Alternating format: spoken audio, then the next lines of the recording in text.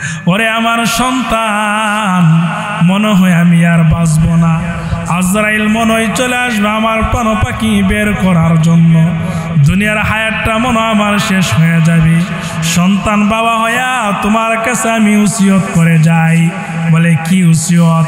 আমি যদি মারা যাই তোমার নবী মুহাম্মদকে গিয়া বলবা আমার জানাজার নামাজ পড়ার জন্য, মুহাম্মদকে গিয়া বলবা আমার কবরে গিয়া দোয়া করার জন্য, আমার কাফন দাফন করার জন্য, এবং কি তোমার নবী মুহাম্মদকে গিয়া বলবা মুহাম্মদের পুরাতন একটা জামা দেয়া যেন আমি উবাই ইবনে সুলুলের কাফনের কাপড় বানাই। সন্তানের কাছে উসিয়ত করে গেছে। সন্তান চলে গেছে। উসিয়ত করার পর বাবা উবাই ইবনে সুলুল মুনাফিক হয়ে মারা গেছে। সন্তান আব্দুল্লাহ আল্লাহর নবীর কাছে গিয়া বলেন, নবী গো, আমার বাবা উসিয়ত করে গেছে, আপনি আমার বাবার গোসল করাইবেন, কাফন দাফন করাইবেন, জানাজার নামাজ পড়াইবেন, কবরে শোয়া দোয়া করবেন। নবী বলেন, যাও তোমার বাবাকে নিয়ে গোসল দাফন করাও, সবগুলো করো, আমি জানাজার মাঠে যাইতেছি।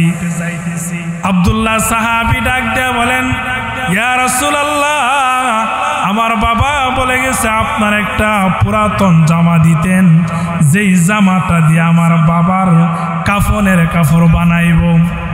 কথাটা বলার সঙ্গে সঙ্গে আল্লাহ নবী নিজের শরীর থেকে জামা খুলে দিয়া দিলেন, নেও এই জামাটা নিয়া তোমার বাবার কাফনের কাপড় বানাও।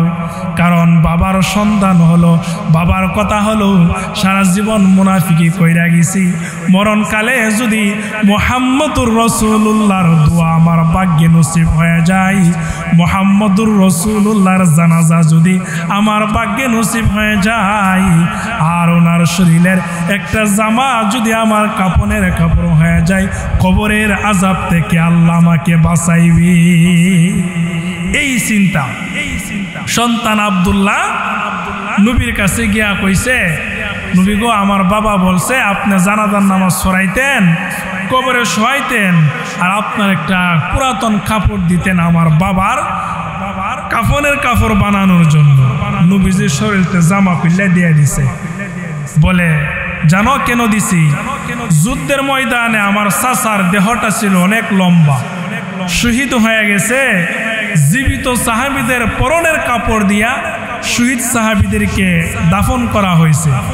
ওই সময় কোনো জীবিত সাহাবীর কাপড় আমার চাচার শরীরে লাগে নাই। তখন তোমার বাবা উবাই ইবনে সুলুলের কাপড়টা দিয়ে আমার চাচার কাফনের কাপড় বানাইছিলাম। এই জন্য তোমার বাবা আমার কাছ থেকে একটা কাপড় পাও না, নেও এটা নিয়ে তোমার বাবার কাফনের কাপড় বানাও। আব্দুল্লাহ চলে গেছে, নবীজির কাপড় নিয়ে তার বাবার কাফনের কাপড় বানাইবে, জানাজার মাঠে যাইবে জানাজার নামাজ পড়ার জন্য। এমন সময় হযরত উমর আল্লাহ নবীর কাছে গিয়া বলেন, ইয়া রাসূলুল্লাহ, ইয়া হাবিবাল্লাহ, আপনি কেমন করে একটা মুনাফিকের জানাজার নামাজ পড়তে যাইতেছেন? নবী গো, আপনার কি শরম নাই? এই উবাই ইবনে সুলুল আম্মা জান আয়েশাকে জিনার তহমত দিয়েছে, সারা জীবন আপনার বিরোধিতা করেছে। নবী গো, আপনি এমন মুনাফিকের জানাজা যাইতে পারেন না। হযরত উমর বারবার নবীকে কথা বলতেছেন। নবীজি বলেন, ও উমর, বাধা দিও না, আমি গিয়া জানাজার নামাজ পড়া দেই। কারণ নবী তো ছিল রাহমাতুল লিল আলামিন। জানাজার নামাজ পড়ানোর কারণে আল্লাহ যদি তাকে মাফ করে দেয়, এই আশায় নবীজির সিদ্ধান্ত ছিল। হযরত উমর বারবার নবীকে বলতেছে। নবী বলে, উমর, বাধা দিও না, বাধা দিও না। উমর বারবার বলার পরেও নবী উমরের বাধা যখন মানে নাই, তখন কোরআনের এই আয়াত শোনায় দিলেন, ইস্তাগফির লাহুম আও লা তাস্তাগফির লাহুম ইন তাস্তাগফির লাহুম ৭০ মাররাতান ফালা ইয়াগফিরুল্লাহু লাহুম। হযরত ওমর কোরআনের আয়াত নাজিল করে জানায় দিলেন, নবী, আপনি যদি ৭০ বারও মুনাফিকের জন্য দোয়া করেন, আল্লাহ কিন্তু দোয়া কবুল করবে না। আল্লাহ রাসূল বলেন উমর 70 বার না আমি 71 বার দোয়া করব মুনাফিকের জন্য, তারপরও দেখি আল্লাহ নি তাকে ক্ষমা করে কবর আযাব বন্ধ করিয়া দেই। হযরত উমরের কথা মেনে আল্লাহ রাসূল তার জানাজার মাঠে গিয়া জানাজার নামাজ পড়াইছে। লাশ যখন দাফন করবে কবরের মধ্যে শোয়াইবে, এমন সময় দোয়া করবে নবীজি মুনাফিকের জন্য। জিবরাইল আয়েশা নবীকে আয়াত শোনায়া দিলেন, ওগো নবীজি ইস্তাগফির লাহুম আও লা তাস্তাগফির লাহুম 70 মাররাতান ফালা ইয়াগফিরুল্লাহু লাহুম। নবী আপনি যদি মুনাফিকের জন্য 70 বার কেন তার থেকে আরো 20 বার করেও যদি দোয়া করেন আল্লাহ রাব্বুল আলামিন নিষেধ করেছে দোয়া কবুল করবে না। আমার মুরব্বী বাবারা, যুবক ভাইয়েরা আমার, প্রত্যেকটা বান্দার আমল নামায় যে পরিমাণ গুনাহ আছে, গুনার দিকে তাকাইলে জাহান্নাম ছাড়া ভাগ্যে আর কিছু জুটবে না। দুনিয়ার হায়াতে যে পরিমাণ গুনাহ আমরা করেছি, জাহান্নামে যাওয়ার জন্য একটা গুনাহই কিন্তু যথেষ্ট হয়ে যাবে। আজকাল কোনোদিন যদি আপনার আমার কারো মরণ হয়ে যায়, আল্লাহ রাব্বুল আলামিনের সামনে যদি দাঁড়াই, জীবনের গুনার জন্য যদি তওবা না করি, এর আগে যদি মরণ হয়ে যায়, ঠিক প্রত্যেকটা গুনাহ নিয়ে আল্লাহর সামনে আমাদের দাঁড়াইতে হবে। আল্লাহর সামনে যদি গুনাহ নিয়ে আমরা কেউ দাঁড়াই, কিয়ামতের ময়দানে জাহান্নাম ছাড়া আমাদের ভাগ্যে আর কিছু জুটবে না। আমার মুরব্বী বাবারা, যুবক ভাইয়েরা আমার, এই জন্য এলাকার পক্ষ থেকে এই মাহফিলের ব্যবস্থা করা হয়েছে। এই মাহফিলের মধ্যে বয়ান করা এবং বয়ান শোনা সকলের উদ্দেশ্য হবে জীবনের সমস্ত গুনার জন্য আল্লাহর কাছে ক্ষমা চাওয়া। গুনাহ আমাদের জীবনে যে পরিমাণ আছে আমাদের তো খেয়াল নাই, মুহূর্তে মুহূর্তে গুনাহ হইতেছে। এই গুনাহ নিয়ে যদি কবরে যাও রে বাবা, ও যুবক ভাই, পর্দার আড়ালের মা বোনেরা, নিজের আমল নামাতে কি পরিমাণ গুনাহ আছে আপনার আমার তো নিজের আমল নাই। মুহূর্তের মাধ্যমে মুহূর্তে মুহূর্তে গুনাহ হইতেছে। অনেক মানুষ বুড়া হয়ে গেছে, জীবনের মুহূর্তে মুহূর্তে কবরের দৃশ্যগুলো চোখের সামনে ভেসে উঠে। কত মানুষকে দাফন করলাম, কত মানুষের লাশ কাঁধে নিলাম, কত মানুষের বুকের উপর 2 হাতে মাটি চাপায়া দিলাম। নিজের স্বচক্ষেইগুলো মুহূর্তে মুহূর্তে চোখের সামনে ভেসে ওঠে। আজকাল দেখা যায় যুবক ভাইরা দুনিয়ার গুনাহ নিয়ে তারা খুব ব্যস্ত আছে। যুবকদেরকে মরণের কথা খুবই কম স্মরণ হয়। কবরে যেতে হবে, পরকালে জবাব দিতে হবে, কিয়ামতের ময়দানে আল্লাহর সামনে দাঁড়াইতে হবে। কেউ কাউকে চিনবে না, এমন একটা দিন হবে যেই দিনটা তোমার আমার জন্য অপেক্ষা করতেছে। এই জন্য বাবারে হাতে পায়ে ধরে বলি, কবরে যাওয়ার আগে জীবনের সমস্ত গুনার জন্য আল্লাহর কাছে ক্ষমা চায়া পবিত্র হয়ে যাও। যদি পবিত্র হয়ে কবরে যেতে পারো, তোমার মতন বান্দা বান্দির জন্য আল্লাহ রাব্বুল আলামিন জান্নাতের নিয়ামতগুলো সাজায়া রাখছে। এইগুলো তোমাকে দিবে, জান্নাত তোমার জন্যই রাখা হয়েছে। তোমার ঈমান আমল যদি ঠিক থাকে, তোমার অন্তরটা যদি পবিত্র থাকে, তুমি যদি এমন পবিত্র হয়ে আল্লাহর কাছে ক্ষমা চেয়ে যেতে পারো, এই জান্নাতুল ফিরদাউস বড় বড় যত জান্নাত আল্লাহ কবরে জগতের পরে রাখছে সবগুলো তোমাকেই দিবে। আল্লাহু আকবার, সুবহানাল্লাহি ওয়া বিহামদিহি, সুবহানাল্লাহিল আযীম। আমার মুরব্বী বাবারা, যুবক ভাইয়েরা আমার, আল্লাহ রাসূল এই জন্য হাদিসের মধ্যে বলেন আত-তুহুরু শাতরুল ঈমান। হাদিসের মধ্যে বলা হয়েছে পবিত্রতা ঈমানের অঙ্গ।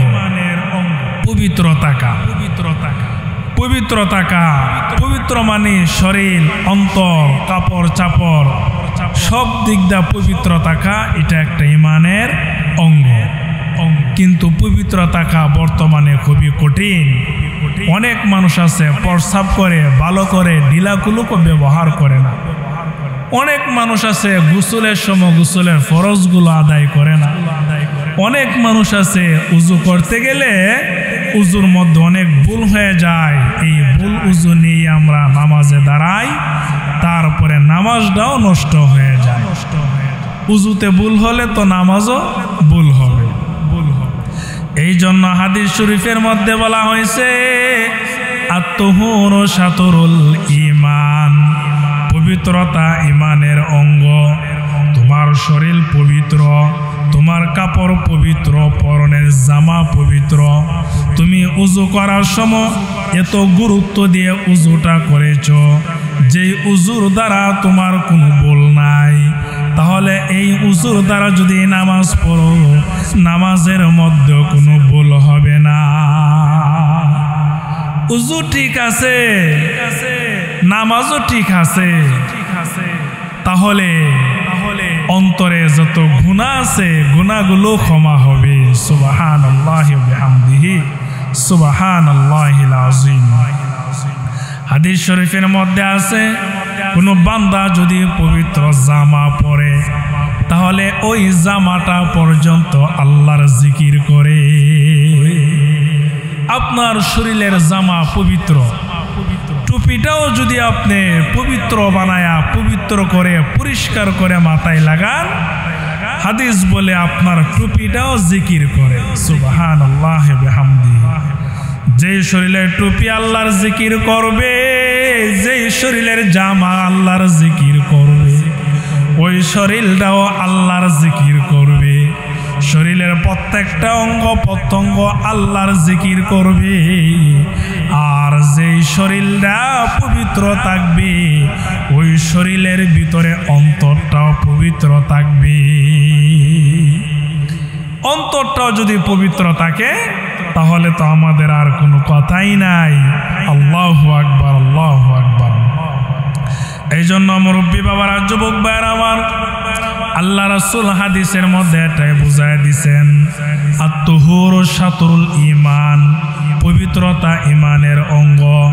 ও উম্মত রে, তোমরা পবিত্র থাকো, তোমাদের শরীর পবিত্র, জামা পবিত্র, অন্তর পবিত্র। উজু করো বেশি বেশি করে, গুরুত্ব সহকারে উজু করো। হাত পা গুলো ধুয়ে পরিষ্কার করো। যদি ভালো করে উজু করতে পারো, তাহলে উজুর পানির সঙ্গে তোমার উজু অঙ্গগুলো ধৌত করার গুনাহগুলো আল্লাহ পরিষ্কার করিয়া দিবে। ভালো করে উজু করলে যে অঙ্গগুলো উজুর সময় ধোয়া হয়, ধৌত করা হয়, এই অঙ্গের গুনাহগুলো পানির সাথে ধুয়ে ধুয়ে পরিষ্কার হয়ে যায়। সুবহানাল্লাহ। আমার মুরব্বী বাবারা, যুবক ভাইরা আমার, অনেক মানুষ আছে ব্যবসা করে, সারাদিন ব্যবসার আসনের মধ্যে বসে থাকে। এই লোকটাও যদি উজু অবস্থায় বসে থাকে, তাহলে যতক্ষণ পর্যন্ত ব্যবসার চেয়ারে বসবে, তার বসাটা আল্লাহর ইবাদত হয়ে যাবে। কত মানুষ আছে চাকরি করে, চাকরির অফিসের মধ্যে বসে থাকে, চাকরির চেয়ারের মধ্যে বসে বসে ঘন্টার ঘন্টা সময় কাটায়। কেউ যদি পবিত্র শরীর নিয়ে উজু অবস্থায় বসতে পারে, তাহলে তার চাকরির চেয়ারে বসাটাও আল্লাহর ইবাদত হয়ে যাবে।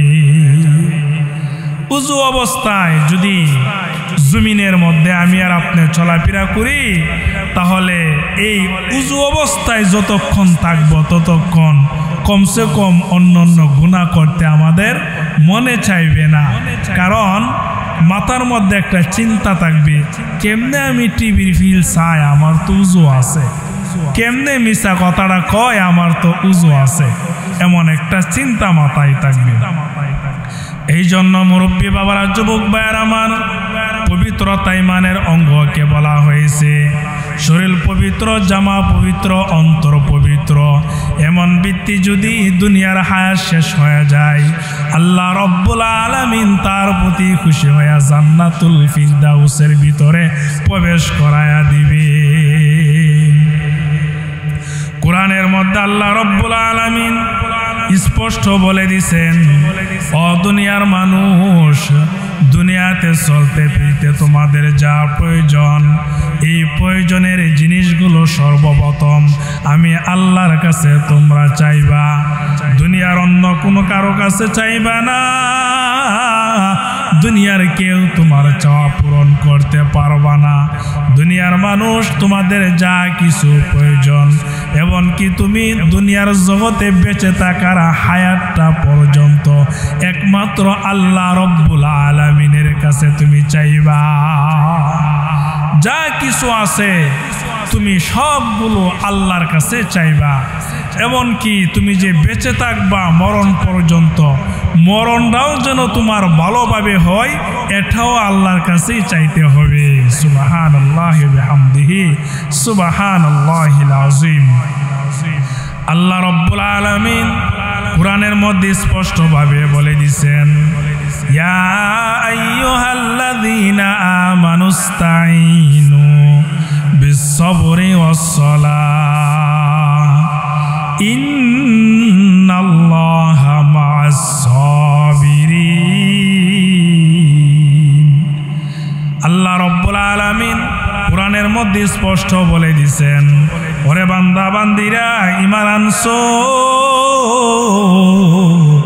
ঈমান আনার পরে ধৈর্য এবং সবরের মাধ্যমে আমি আল্লাহ রব্বুল আলামিনের সাহায্য চাও। ধৈর্য এবং সবর, নামাজ এবং ধৈর্য এবং নামাজের মাধ্যমে আমি আল্লাহর সাহায্য চাও। এই দুইটা এমন জিনিস, ধৈর্য যার আছে এবং কি কোনো প্রয়োজনের সময় কারো কাছে চাওয়ার আগে যদি 2 রাকাত নামাজ পড়ে আমাদের প্রয়োজনীয় জিনিসটা আল্লাহর কাছে চাই, এই দুইটা আমল যদি আমরা ধরে রাখতে পারি, তাহলে আল্লাহর পক্ষ থেকে যত সাহায্য আছে সবগুলো আমাদের জন্য আসবে ইনশাআল্লাহ। আল্লাহ রব্বুল আলামিন বলেন, আমানুস্তাঈনু বিস-সাবরি ওয়াস-সালাহ ইন্নাল্লাহা মা'আস-সাবিরিন। কেউ যদি নামাজ এবং ধৈর্যের মাধ্যমে আমি আল্লাহর কাছে কোনো চাওয়া পাওয়ার জন্য হাত বাড়াই, তাহলে এমন সবরকারী ব্যক্তির সঙ্গে আমি আল্লাহ রব্বুল আলামিন আছি। সবরকারী, আল্লাহ বলেন ইন্নাল্লাহা মা'আস-সাবিরিন। সবরকারী ব্যক্তির সঙ্গে কেউ না থাকলো আমি আল্লাহ থাকব। আমার বাবারা, মুরব্বী বাবারা, যুবক ভাইয়েরা আমার, ও পর্দার আড়ালের মা বোনেরা, কিতাবের মধ্যে ঘটনা আছেন, ধৈর্য এবং নামাজের মাধ্যমে আল্লাহর এক বান্দা, তাবি যুগের মানুষ, যিনি আল্লাহর কাছে সাহায্য চেয়েছে, আল্লাহ রব্বুল আলামিন তাকে এমনভাবে সাহায্য করেছেন তার কোনো কল্পনা করতে পারে নাই। কিতাবের মধ্যে ঘটনা বর্ণনা করেন, তাবি যুগের একজন মানুষ যার নাম হলো আল্লামা কাজী আবু বকর রহমতুল্লাহি আলাইহি। কোরআনের হাফেজ একজন মানুষ, দিনদার ও পরহেজগার, আল্লাহ পাকের একজন মহব্বতের বান্দা, খুবই কষ্ট করে জমিনের মধ্যে চলাফেরা করে। মক্কা মদিনার কাছাকাছি তার বাড়ি। মক্কা মদিনায় গেছে হজের মৌসুমে, হাজী সাহেবদের কাজকর্ম কইরা দে, তার বিনিময়ে কিছু টাকা উপার্জন করে ওই টাকা দিয়া তার জীবন যাপন চালায়। হজের মৌসুমে হাজী সাহেবদের গাটুরি সামানা, আসবাবপত্রগুলো মাথায় করে করে জায়গা মতে পৌঁছায় দে, তার বিনিময়ে হাজী সাহেবরা যদি কিছু টাকা দে, ওই টাকা দিয়ে সে তার জীবন যাপন করে। নাম হলো কাজী আবু বকর, হাফেজে কুরআন, আল্লাহর একজন মহব্বতের বান্দা। কিন্তু হঠাৎ করে দেখা গেছে 3 দিন পর্যন্ত তার কোনো খাবারের ব্যবস্থা নাই, পেটের খুব খিদা, আল্লাহর কাছে সাহায্য চাইছে, পেটের ক্ষুধার যন্ত্রণায় আর ঘরে বসে থাকতে পারে নাই, বের হয়ে গেছে, গিয়া দেখি কোনো হাজী সাহেবের কোনো কাজ কর্মনি পাওয়া যায়, তাহলে তার কাজ করে দিব, বিনিময় যা দিবে তাকে পেটের খিদা আমি দূর করব। আল্লাহর বান্দা কাজী আবু বকর রহমতুল্লাহি আলাইহি বের হয়ে মদিনার রাস্তাঘাটে ঘোরাফেরা করে, হাজী সাহেবদের গাটরির সামানা মাথায় করে করে তার জায়গা মতে পৌঁছায় দেয়। হঠাৎ করে দেখা গেছে রাস্তার পাশে 3 দিনের পেটের ক্ষুধা নিয়ে ঘোরাফেরা করে কাজের সন্ধানে, হঠাৎ করে দেখা গেছে রাস্তার মধ্যে তার সামনে এমন একটা কাপড়ের ব্যাগ পরে রয়েছে। আল্লামা কাজী আবু বকর কাপড়ের ব্যাগটা হাতের মধ্যে নিলেন, নিয়ে দেখেন ওই ব্যাগের ভিতরে দামি দামি স্বর্ণ হীরা মুক্তা দিয়া বানানো মহিলাদের গলার একটা হার দেখা যায়। গলার হার মহিলারা যে গলার মধ্যে লাগায় সুন্দর লাগে, ভালো লাগে, এমন দামি দামি হীরা মুক্তা স্বর্ণ মাখা এই দামি জিনিস দিয়ে একটা হার কাপড়ের ব্যাগের ভিতর রাস্তার পাশে পরে রয়েছে। আগের যুগের মানুষ তো কাপড়ের ব্যাগের ভিতর জিনিস রাখতো।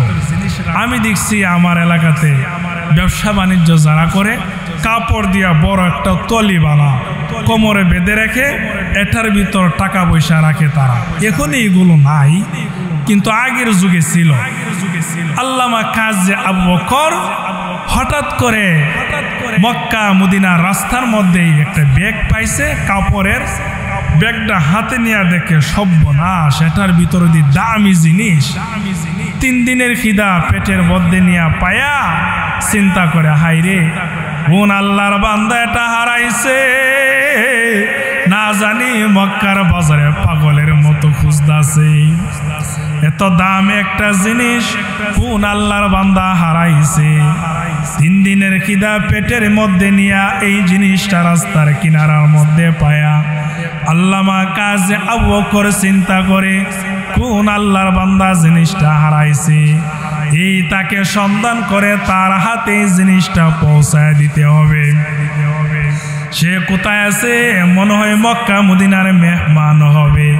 জিনিসটা হারায়া মন পাগলের মতো রাস্তাঘাটে সন্ধান করতেছে, কেমন জিনিসটা হারাইছে, খুব দামি একটা জিনিস। আল্লামা কাজী আবু বকর চিন্তা করেন, ওই জিনিসটা আমার ঘরের মধ্যে বাসাতে নিয়ে সুন্দুকের ভিতর আগে রাখি, তারপরে জিনিসের মালিক কে হবে রাস্তাঘাটে খুঁজে খুঁজে বের করে তাকে তালাশ করি। কাজী আবু বকর কিতাবে লেখেন, এই জিনিসটা পেয়ে বাড়িতে নিয়ে তার ঘরে সুন্দুকের ভিতর তালা দিয়া রাখছে। রাইকা চিন্তা করে, হাইরে কোন আল্লাহর বান্দা হারাইছে, না জানে মক্কার বাজারে পাগলের মতো তালাশ করতেছে, তার হাতে এটা পৌঁছায় দিতে হবে। পৌঁছাইবার চিন্তা করে কাজী আবু বকর।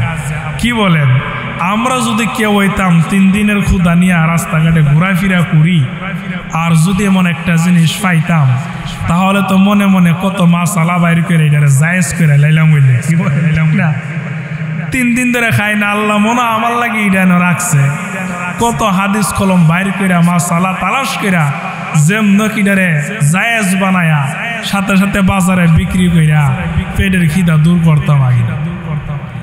কিন্তু বাবা আমার তাবিজ যুগের একজন মানুষ কাজী আবু বকর, কোরআনের হাফেজ, আল্লাহ রব্বুল আলামিনের একজন মহব্বতের বান্দা। উনি সুন্দুকের ভিতর জিনিসটা তালা দিয়া মক্কার বাজারে ঘোরাফেরা করে, না জানি কোন আল্লাহর বান্দা এই জিনিসটা হারাইছে।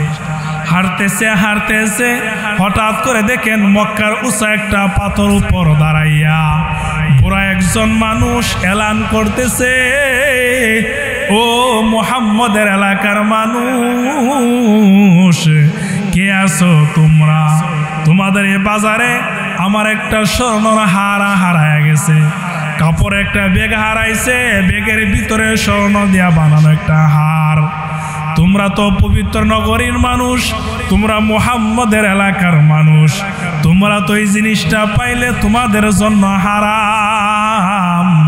কে পাইছো ওই জিনিসটা? আমার জিনিসটা আমার কাছে ফিরাইয়া দাও।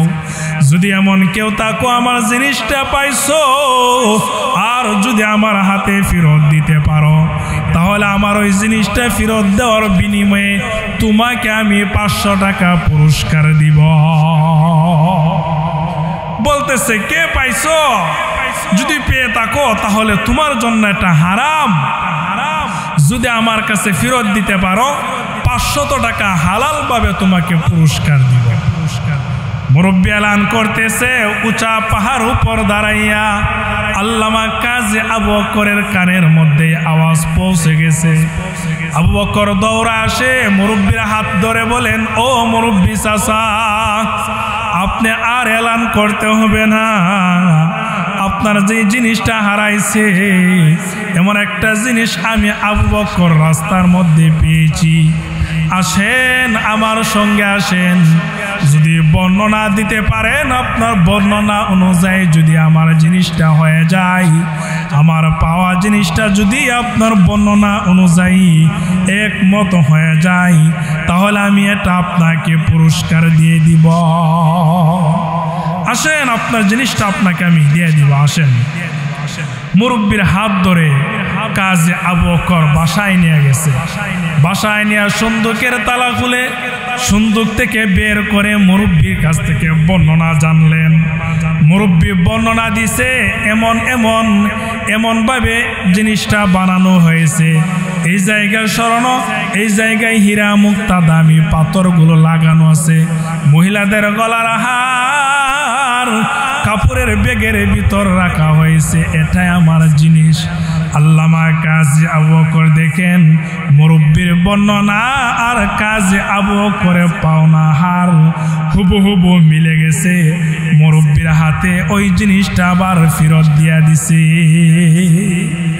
মুরব্বির হাতে ফেরত দিছে। মুরব্বি জিনিসটা আবার পেয়ে খুশি হয়ে চোখ দিয়া পানি ছেড়ে কান্না করে নিজের পকেট থেকে 500 টাকা বের করে কাজী আবু বকরকে দিতে চাইছে। কিন্তু আমার মুরব্বি বাবারা, যুবক ভাইয়ের আমার, কাজী আবু বকর চিৎকার দিয়া বলেন, মুরব্বি চাচা, আপনার ওই 500 টাকা পুরস্কার আমার লাগবে না। বলে কেন? বলে আপনার এই জিনিসটা আমানত পেয়ে আপনার কাছে ফেরত দিতে পারছি, এটার পুরস্কার দুনিয়ার 500 টাকা নিয়ে আমি জান্নাতে আল্লাহর পক্ষ থেকে হাজার হাজার পুরস্কার নষ্ট করব না। আমি দোয়া করেন আপনার জিনিসটা আমি আপনার কাছে দিতে পারছি, বাকি পুরস্কার আল্লাহ রব্বুল আলামিন আমাকে জান্নাতের ভিতর দিবে। আপনার 500 টাকাও নিয়ে যান, আপনার স্বর্ণের হারের কাপড়ের ব্যাগটা আপনি নিয়ে যান। মুরব্বি আমার জন্য দোয়া করেন, আল্লাহ যেন কিয়ামতের ময়দানে আমার জন্য তার বিনিময় পুরস্কার রাখে। কাজী আবু বকর দোয়া চাইছে। দুনিয়ার কোন মূল্য পুরস্কার হাদিয়া তুফা মুরব্বিতে গ্রহণ করে নাই। মুরব্বি জিনিসটা এত টাকা, কোটি কোটি টাকার সম্পদ হারানোর উপরেও আবার ফেরত পেয়ে আল্লাহর কাছে দোয়া করছে। কাজী আবু বকরের জন্য দোয়া করে মুরব্বি চইলা গেছে মুরব্বির দেশে। কিতাবের মধ্যে লেখেন, ও মুরব্বি বাবা, যুবক ভাই আমার, পর্দা আড়ালের মা বোনেরা, ধৈর্য ধরার ফসল, ধৈর্য ধরার ফল বিনিময় আল্লাহ রব্বুল আলামিন কি পরিমাণ দিয়েছে, এই কথাটা স্মরণ হয়েছে বিদায় আপনাদেরকে আমি শোনাইতেছি। মুরব্বি জিনিসটা লয়া মুরব্বির দেশে চইলা যায়। কাজী আবু বকর মক্কার বাজারে ঘোরাফেরা করে, মানুষের কাজ কর্ম করে, একবেলা খাবারের ব্যবস্থা হলে আরেক বেলা খাবারের ব্যবস্থা নাই, ভালো কোনো কাপড় পরিধান করতে পারে নাই, কিন্তু আল্লাহর কাছে এসে ইমানদার নামে পরিচিত, ইমান আমল কোরআনের হাফেজ হিসাবে আল্লাহর কাছে কবুল হয়ে গেছে। কিতাবের মধ্যে প্রমাণ করেন কিছুদিন পরে কাজী আবু বকর রহমতুল্লাহ আলাইহি সফর করার জন্য সাথী সঙ্গীদেরকে লইয়া নৌকার উপর উইঠা সমুদ্রের মাঝখান দিয়া নৌকা চলবে আর সফর করবে, বিভিন্ন দেশে দিনের দাওয়াত দিবে। আমার মুরব্বী বাবার যুবক ভাইরা, আমার পর্দার আড়ালের মা বোনেরা, এই নৌকার মধ্যে বিভিন্ন রকমের মানুষ উঠছে। এটার মধ্যে আল্লামা কাজী আবু বকরও উঠছে। ওঠার পরে নৌকা যখন সমুদ্রের মাঝখান দিয়া চলে, চলতে চলতে বহু দূর যাওয়ার পরে এমনভাবে ঝড় তুফান আসছে, ঝড় তুফান আইসা নৌকাটা ভেঙে টুকরা টুকরা হয়ে যায়। নৌকার মধ্যে যত মানুষ ছিল সবাই প্রাণ হারায়া মারা যায়। সমুদ্র পানির মধ্যে হাবু ডাবু খেলে মানুষ এক এক দিকে গিয়া সবাই মারা গেছে। কিন্তু নৌকার মধ্যে থাকা অবস্থায় আল্লামা কাজী আবু বকর রহমতুল্লাহ আলাইহি কুরআনের হাফেজ, উনি আল্লাহর কাছে দোয়া করেছে, ইয়া রব্বুল আলামিন, দিনের দাওয়াত নিয়ে আমি বের হইছি গো আল্লাহ, ঘুরে ঘুরে মানুষের কাছে দিনের দাওয়াত দিব। আল্লাহ গো, নৌকা ভেঙে গেছে ঝড় তুফানের আক্রমণে, নৌকা ভেঙে সাথী সঙ্গী সবাইকে হারাইছি। আমার সাথী সঙ্গী যারা ছিল নারী পুরুষ সবাই মারা গেছে। আল্লাহ গো, তুমি আমার জীবন ভিক্ষা দাও, তোমার কাছে জীবন ভিক্ষা চাই। আল্লাহ, তুমি আমাকে মাইরো না, যদি আমার হায়াত থাকে গো আল্লাহ, তুমি কোনো না কোনো রকম ভাবে একটা এলাকার সন্ধান করিয়া দাও। মুরব্বী বাবারা, যুবক ভাইরা আমার, ও পর্দার আড়ালের মা বোনেরা, মনের কান দিয়া কথাগুলো শুনেন, দিলের কান দিয়া কথাগুলো শুনেন। ধৈর্য ধরেছে আল্লাহ রব্বুল আলামিন কি পরিমাণ রেজাল্ট দিয়েছে, কি পরিমাণ পুরস্কারের ব্যবস্থা করেছে। সাথী সঙ্গী সবাই মারা গেছে। আল্লামা কাজী আবু বকরকে আল্লাহ তাআলা এই নৌকার একটা তক্তার উপর বসাইয়া পানির ঢেউয়ে ঢেউয়ে বাসায়া বাসায়া কোনো না কোনো রকম ভাবে পাশে এলাকার মধ্যে নিয়ে গেছে, নদীর পার সমুদ্রের পারে নিয়ে গেছে।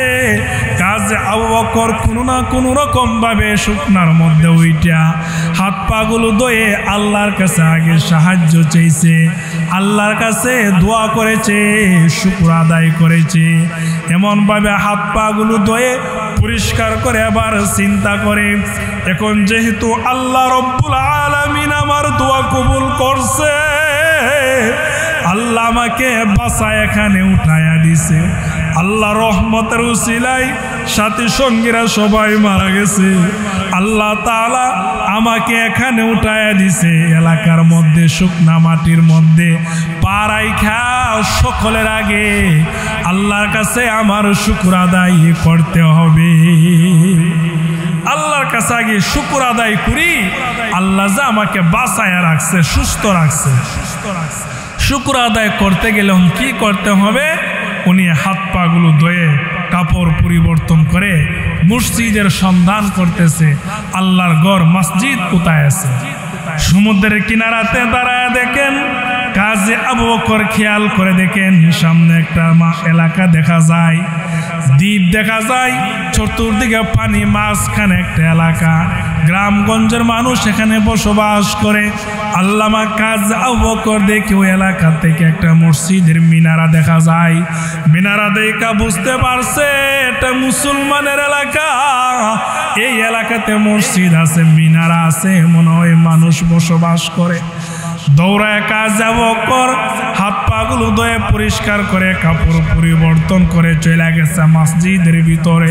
কিতাবের মধ্যে প্রমাণ করেন মসজিদের ভিতরে গিয়া জুরে জুরে কোরআন তেলাওয়াত করতেছে, আল্লাহর কাছে শুকরের নামাজ আদায় করতেছে, লম্বা লম্বা সেজদা দিয়া আল্লাহর প্রশংসা করতেছে, আর কোরআন তেলাওয়াত করতেছে, আল্লাহর কাছে কান্নাকাটি করে দোয়া করতেছে। তার এই কান্নার আওয়াজ, এই দুয়ার শব্দ, কোরআন তেলাওয়াতের শব্দ এলাকার মানুষ শুই না সবাই আইসা মসজিদকে ঘেরাও করে আবু বকরকে ঘেরাও করে আবু বকরের সঙ্গে কথা বলে, কি ব্যাপার, কে আপনি? আমাদের মসজিদ আপনি কোরআন তালাওয়াত করতেছেন। আবু বকর আবার ডাক দিয়ে বলেন, ও এলাকার মানুষ, আমার বাড়ি বহু দূরে, মক্কা নগরী থেকে আমি রওনা করেছিলাম দ্বীনের দাওয়াত দেওয়ার জন্য। সাথী সঙ্গীরা সবাই নৌকা ঝড় তুফানের আক্রমণে ভেঙে টুকরা টুকরা হয়ে গেছে। আমার সাথী সঙ্গীদেরকে আমরা হারাইছি, সবাই মারা গেছে। আল্লাহ রব্বুল আলামিন রহমতের উসিলায় তোমাদের এলাকায় আমাকে পৌঁছায় দিছে। আমি আল্লাহর একজন বান্দা, কোরআনের হাফেজ। আমি ওই মসজিদে নামাজ পড়ি, কোরআন তালাওয়াত করি।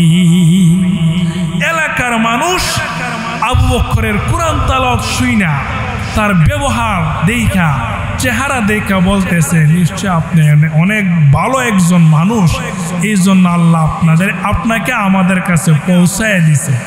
আসলে তো আপনি আসেন নাই, কিন্তু আল্লাহ পৌঁছায় দিছে। আর আল্লাহ পৌঁছানোর কারণ হয়েছে আমাদের এই মসজিদের ইমাম সাহেব নাই, না থাকার কারণে আমরা নতুন মুসলমান কোন রকম ভাবে মসজিদ খানা বানাইছি। ইমাম সাহেব যাও একজন আসিল, কিছুদিন আগে মারা গেছে। এখন আর কোনো ইমাম সাহেব নাই, আমরা খুঁজে বের করে কাউকে রাখতেও পারি নাই, কারো সন্ধানও আমরা পাই না। যেহেতু দ্বীপের মধ্যে আমাদের এলাকাটা, আপনি যেহেতু আসছেন, আল্লাহ আপনাকে আসার ব্যবস্থা করে দিছে। আজ থেকে আপনি আমাদের মসজিদের ইমাম হয়ে যান। লোকেরা বলতেছে, কাজী আবু বকরকে প্রস্তাব দিছে, আপনি আমাদের এই এলাকার মসজিদের ইমাম হয়ে যান, আমাদেরকে নামাজ শিখাইবেন, আমাদের সন্তানদেরকে কোরআন শিখাইবেন, দিন ধর্ম শিখাইবেন। আমরা সবাই মুসলমান, নতুন মুসলমান আমরা। আমার মুরব্বী বাবারা, যুবক ভাইয়ের আমার, তাদের প্রস্তাবে কাজী আবু বকর রাজি হয়ে গেছে। মসজিদের মধ্যে নামাজ পড়ায়, 5 ওয়াক্ত আযান দেয়, ছোট ছোট বাচ্চাদেরকে কোরআন শিখায়। আস্তে আস্তে এলাকার মানুষ কাজী আবু বকরের কাছ থেকে দিন ধর্ম শিক্ষা, ইসলাম ধর্ম শিক্ষা, সকলের ঈমান পরিপূর্ণ হইতেছে, সকলের ঈমান মজবুত হইতেছে, সকলের ঈমান তরতাজা হইতেছে। বহুদিন যাওয়ার পরে মসজিদের দায়িত্ব আদায় করে করে এলাকার মুরব্বী মুসল্লি যারা কয়েকজন আছে, সবাই ডাইকা বলেন, কাজী আবু বকর, তুমি তো যুবক মানুষ, একটা কথা বলি, মনে যদি কষ্ট না নেন, আপনি কি বিয়ে শাদী করছেন নাকি? বলে মুরব্বী মুসল্লি যারা আছে তারা বলতেছে, আপনি কি বিয়ে শাদী করছেন? হঠাৎ করে জিজ্ঞাসে তো বহুদিন পরে। কাজী আবু বকর বলেন, না, আমার তো বয়স কম, বিয়ে শাদী করি নাই, গরিব মানুষ, দিনের দাওয়াত দিতে আসছিলাম, সাথী সঙ্গীরা সবাই মারা গেছে, আল্লাহ আমাকে আপনাদের এলাকাতে পৌঁছায় দিছে, কিন্তু আমি তো বিয়ে শাদী করি নাই, বহুদিন ধরে আপনাদের এলাকায় থাকতেছি। মুরব্বী মুসল্লিরা আবার বলতেছে, তাহলে আপনি ইমাম সাহেব মানুষ, যদি বিয়ে শাদী না করেন কেমন দেখা যায়? এখন যদি আপনি অনুমতি দেন, আমাদের এলাকাতে সুন্দর একটা বউ আছে, সুন্দর একটা মাইয়া আছে, খুবই দিনদার পরহেজগার, আমাদের এই মসজিদের আগের ইমামের মেয়ে। আপনি যদি অনুমতি দেন, এই পরহেজগার দিনদার মেয়েটার সঙ্গে আপনাকে নিয়ে বিয়ের একটা আলাপ করতে পারি। কাজী আবু বকর ডাক দিয়ে বলেন, ও মুরব্বী মুসল্লিরা, ঠিক আছে, সময় হয়েছে, বয়স হয়েছে, বিয়ের তো প্রয়োজন। আর বিয়ে শাদী করাটা এটা একটা নবীর সুন্নত, এটা একটা ইবাদত। এমন যদি কোনো স্ত্রী থাকে, এমন যদি কোনো মেয়ে থাকে, তাহলে তার সঙ্গে আপনারা আমাকে বিয়ে শাদী করায় দেন। দিনদার মেয়ে যদি থাকে, তো বিয়ে করায় দেন, আমি রাজি আছি। কাজী আবু বকর অনুমতি দিছে। মুরব্বী মুসল্লিরা মিলে ওই মেয়ের সঙ্গে কথাবার্তা বলে বিয়ে শাদী ঠিক করে বিয়ে করায় দিছেন। আমার মুরব্বী বাবারা, যুবক ভাইরা আমার, দিলের কান দেয়া কথাগুলো শুনবেন। প্রত্যেকটা কথার মধ্যে মানুষের জন্য শিক্ষা আছে। মনের কান দেয়া যদি শুনতে পারেন, তাহলে অনেক কিছু শিখতে পারবেন। মুরব্বী মুসল্লিরা যখন কাজী আবু বকরকে আর এলাকার সুন্দরী মেয়েটার সঙ্গে বিয়ে শাদী করায় দিছে, বিয়ে হয়ে গেছে, প্রথম রাত্রে এখন দেখা হবে। কাজী আবু বকর স্বামী হয়েছে আর মেয়েটা বউ হয়েছে। স্বামী আর স্ত্রীর জীবনের প্রথম রাত্র সাক্ষাৎ হবে। উযু গোসল করে পবিত্র হয়ে দুজনকে যখন কি রুমে দেওয়া হয়েছে সাক্ষাৎ করবে, আল্লামা কাজী আবু বকর রহমতুল্লাহি আলাইহি এই প্রথম রাত্র মেয়ের সঙ্গে সাক্ষাৎ করতে গিয়ে দেখেন যে মেয়েটাকে উনি বউ বানাইছে, ওই মেয়ের গলার মধ্যে সুন্দর একটা গলার হার দেখা যায়, সুন্দর একটা গলার হার দেখা যায়। হঠাৎ করে দেখা আশ্চর্য হয়ে গেছে, কি ব্যাপার? এই হারটা তো সেই হার যেটা আমি মক্কার বাজারে পেয়েছিলাম। দেখে ওনার কাছে আশ্চর্য লাগে গেছে। কাজী আবু বকর রহমতুল্লাহি আলাইহি সুন্দরী স্ত্রী চেহারার দিকে না তাকাইয়া গলার হারের দিকে তাকায়া রইছে, এমন ভাবে তাকায়া রইছে। স্ত্রী এক পর্যায়ে ডাক দিয়া বলেন, স্বামী আমার, মানুষের কাছ থেকে শুনেছি আপনারা নাকি দিনদার পরহেজগার, আপনারা নাকি কোরআনের হাফেজ, আপনারা নাকি খুবই আল্লাহওয়ালা একজন মানুষ। তাহলে আজকে প্রথম রাত্র আপনার সঙ্গে আমার সাক্ষাৎ হয়, আমার এই সুন্দর চেহারার দিকে না তাকাইয়া আপনি আমার গলার হারের দিকে কেন তাকায়া রইছেন? মেয়েটা মনে মনে বলতেছে, মনে হয় টাকা পয়সা স্বর্ণ হীরা মুক্তার হারের লোভ আছে তার ভিতরে, এই জন্য আমার চেহারার দিকে না তাকাইয়া আমার গলার হারের দিকে তাকায়া রইছে। এক পর্যায়ে জিজ্ঞাসা করেছে, স্বামী আমার, মনে কোনো কষ্ট নিবেন না, একটা কথা বলি। বলে কি কথা? বলে আমার চেহারার দিকে না তাকাইয়া জীবনের প্রথম রাত্র তুমি আমার কোটি টাকার হারের দিকে তাকায়া লইছো। এই কথাটা বলার সঙ্গে সঙ্গে আল্লামা কাজী আবু বকর রহমতুল্লাহি আলাইহি বলেন, বিবি আমার, মনে কোনো কষ্ট নিবা না রে বিবি। আমি তোমার কাছে বলি, যেহেতু তুমি আমাকে জিজ্ঞাসা করেছো, তোমার সুন্দর চেহারারও দাম আছে আমার কাছে, কিন্তু তোমার গলার মধ্যে যে একটা হার দেখা যাইতেছে স্বর্ণ দিয়া বানানো, হীরা মুক্তা মনি দামি দামি পাথর দিয়া বানানো, ও বিবি আমার, তোমার ওই গলার হারটা আমার পরিচয় পরিচয় মনে হইতেছে। কেমন পরিচয় রে বিবি? আজ থেকে বহু বছর আগে, কয়েক বছর আগে মক্কার বাজারে কাপড়ের একটা তুলি পেয়েছিলাম আমি, আর এই তুলির ভিতরে এমন একটা স্বর্ণ হীরা মুক্তা মণিমাকে একটা হার ছিল। আমার মনে হয় ওই হারটা আর তোমার গলার হার আমার কাছে পরিচয় পরিচয় মনে হইতেছে। এই কথাটা যখন বলেছে, আল্লামা কাজী আবু বকর আরো বলেন, 3 দিনের ক্ষুধা পেটের মধ্যে নিয়ে মক্কার বাজারে ঘোরাফেরা করেছিলাম। 3 দিনের ক্ষুধা পেটে নিয়ে মক্কার বাজারে ঘোরাফেরা করে এই হাটটা আমি পেয়েছিলাম। তারপরে মুরব্বী একজন মানুষকে আমি খুঁজে বের করে মালিকের হাতে ফেরত দিয়েছিলাম। আমার মনে হয় ওই হাতটাই তোমার গলার হার।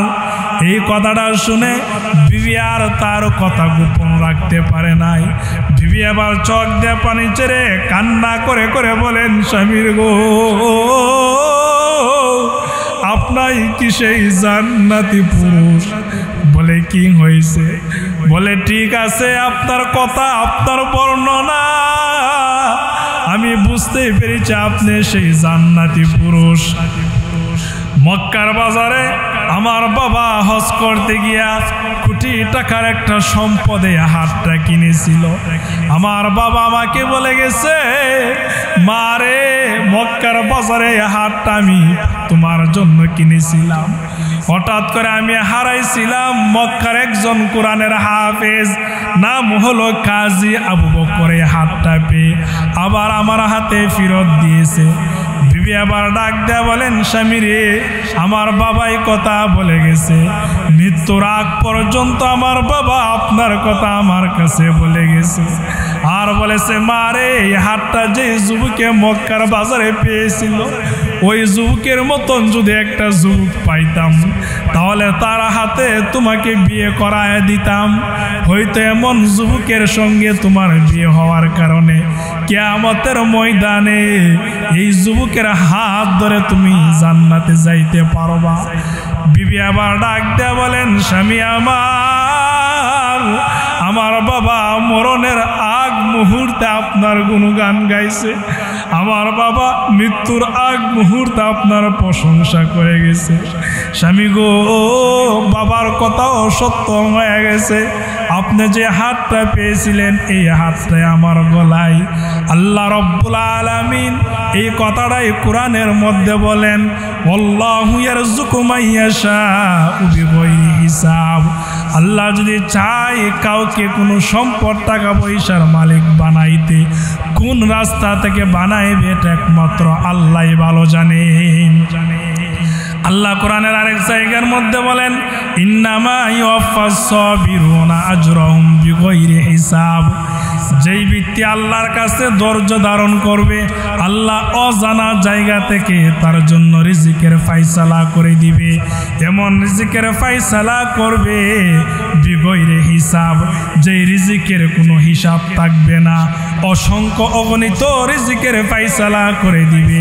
আল্লামা কাজী আবু বকর আল্লাহর কাছে ধৈর্য ধারণ করেছে, সাহায্য চেয়েছে, আল্লাহ তাআলা এই পুরস্কারের ব্যবস্থা করেছেন।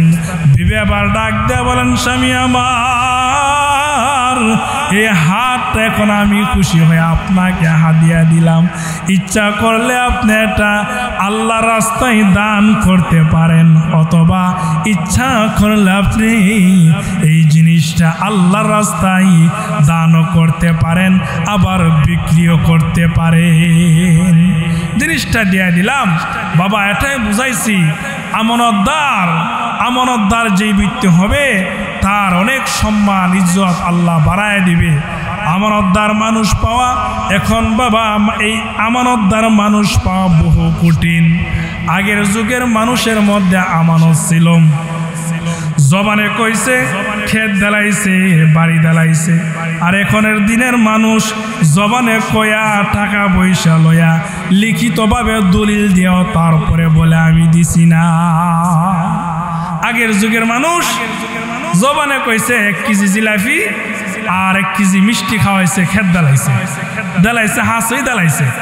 কিন্তু এখন টাকা দিয়া দলিল কইরা লিখা 5 জনের সামনে দিয়া হওয়ার পরও দিছি না, কারণ মানুষ পরিবর্তন হয়ে গেছে। আমানত যার মধ্যে নাই সে কিন্তু ইমানদার হতে পারবে না, মুনাফিক হয়ে যাবে।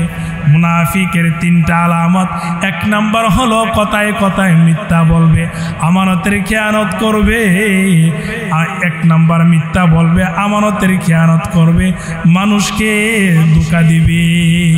মুনাফিক যারা হবে তাদের আযাব কাফেরদের সঙ্গী হবে। আল্লাহ রব্বুল আলামিন বলেন, মুনাফিক যারা হবে তাদের ঠিকানা জাহান্নামের কঠিন জায়গায় হবে। কাফেরদেরকে যে জাহান্নামে দেওয়া হবে, এর থেকে আরো কঠিন জায়গাতে মুনাফিকদেরকে রাখা হবে।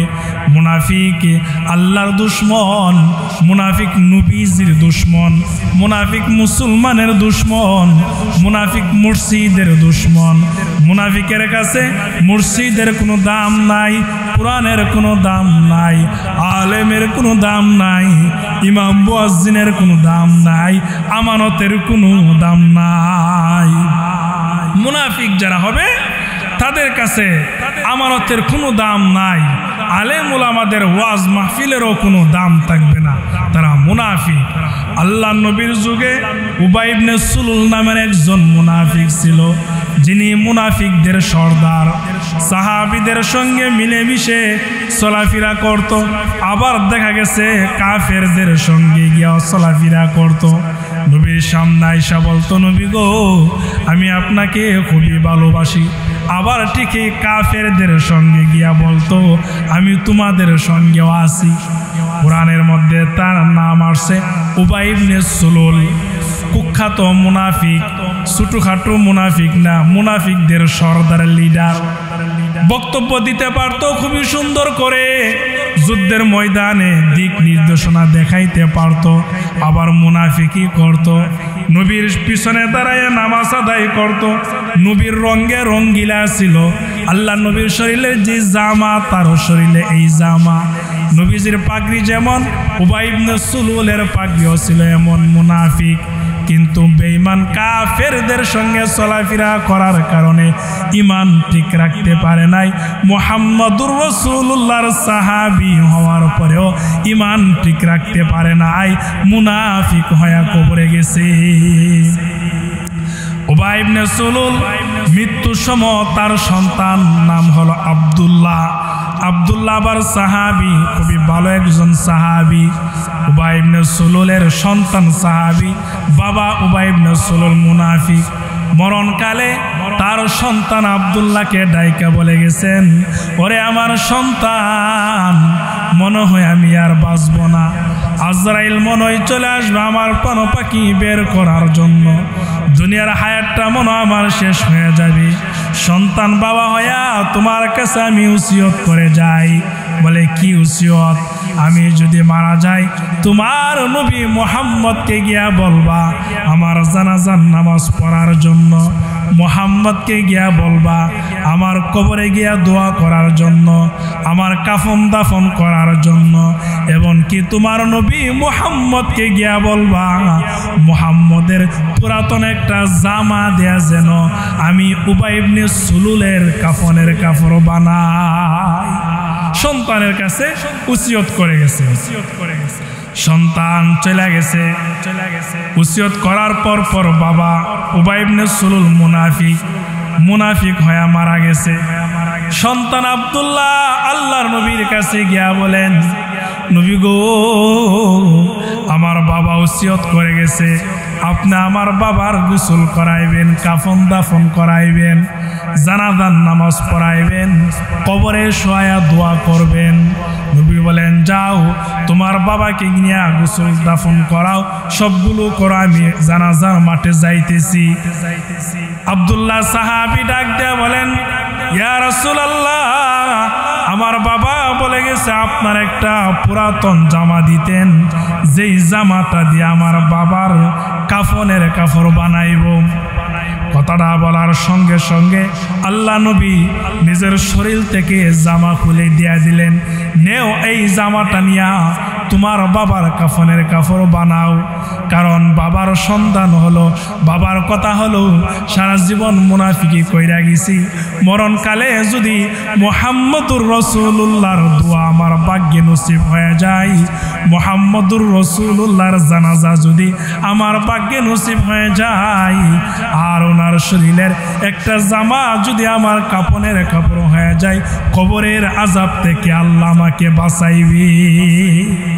এই চিন্তা সন্তান আব্দুল্লাহ নবীর কাছে গিয়া কইছে, নবী গো, আমার বাবা বলছে আপনি জানাজার নামাজ পড়াইতেন, কবরে শোয়াইতেন, আর আপনার একটা পুরাতন কাপড় দিতেন আমার বাবার কাফনের কাপড় বানানোর জন্য। নবীজির শরীরতে জামা পিল্লা দিয়ে দিছে। বলে, জানো কেন দিছি? যুদ্ধের ময়দানে আমার চাচার দেহটা ছিল অনেক লম্বা, শহীদ হয়ে গেছে, জীবিত সাহাবীদের পরনের কাপড় দিয়া শহীদ সাহাবীদেরকে দাফন করা হয়েছে। ওই সময় কোনো জীবিত সাহাবীর কাপড় আমার চাচার শরীরে লাগে নাই, তখন তোমার বাবা উবাই ইবনে সুলুলের কাপড়টা দিয়ে আমার চাচার কাফনের কাপড় বানাইছিলাম, এই জন্য তোমার বাবা আমার কাছ থেকে একটা কাপড় পাও না, নেও এটা নিয়ে তোমার বাবার কাফনের কাপড় বানাও। আব্দুল্লাহ চলে গেছে, নবীজির কাপড় নিয়ে তার বাবার কাফনের কাপড় বানাইবে, জানাজার মাঠে যাইবে জানাজার নামাজ পড়ার জন্য। এমন সময় হযরত উমর আল্লাহ নবীর কাছে গিয়া বলেন, ইয়া রাসূলুল্লাহ, ইয়া হাবিবাল্লাহ, আপনি কেমন করে একটা মুনাফিকের জানাজার নামাজ পড়তে যাইতেছেন? নবী গো, আপনার কি শরম নাই? এ উবাই ইবনে সুলুল আম্মাজান আয়েশাকে জিনার তহমত দিয়েছে, সারা জীবন আপনার বিরোধিতা করেছে। নবী গো, আপনি এমন মুনাফিকের জানাজা যাইতে পারেন না। হযরত ওমর বারবার নবীকে কথা বলতেছেন।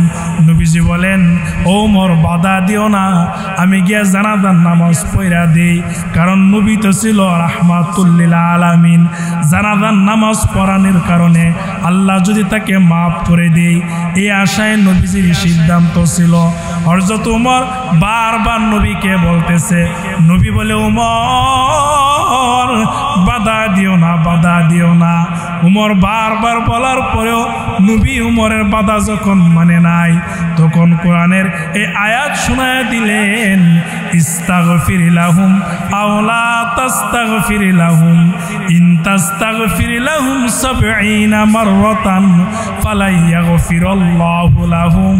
হযরত ওমর কোরআনের আয়াত নাজিল করে জানায় দিলেন, নবী আপনি যদি ৭০ বারও মুনাফিকের জন্য দোয়া করেন, আল্লাহ কিন্তু দোয়া কবুল করবে না।